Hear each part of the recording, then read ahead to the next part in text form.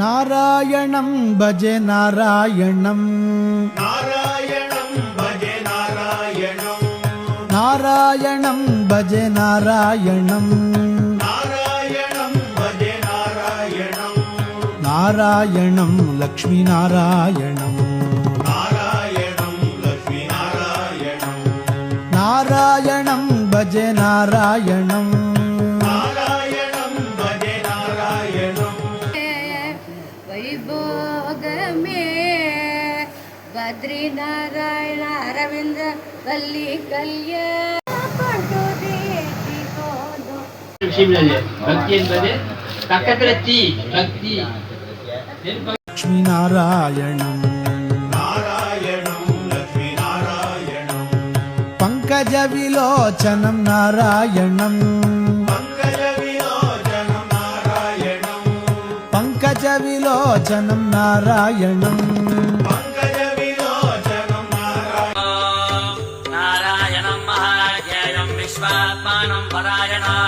नारायण परो ज्योतिरात्मा नारायण परः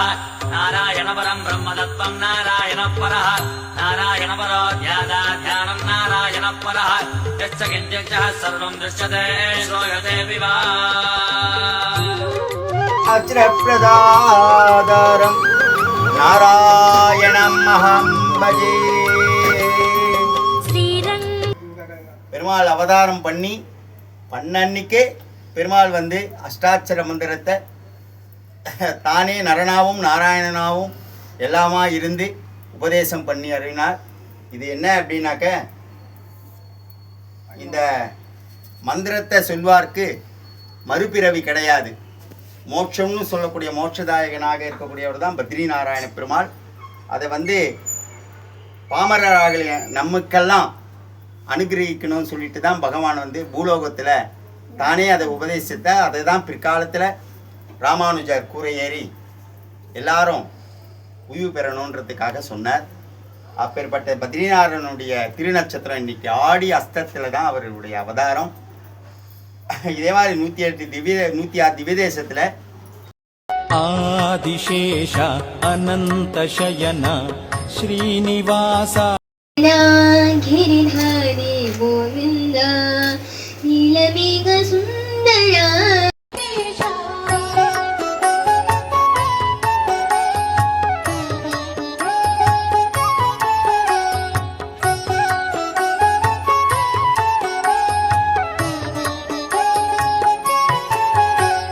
रघुकुल तिलका रघुरामचंद्र सीतापते श्रीरामचंद्र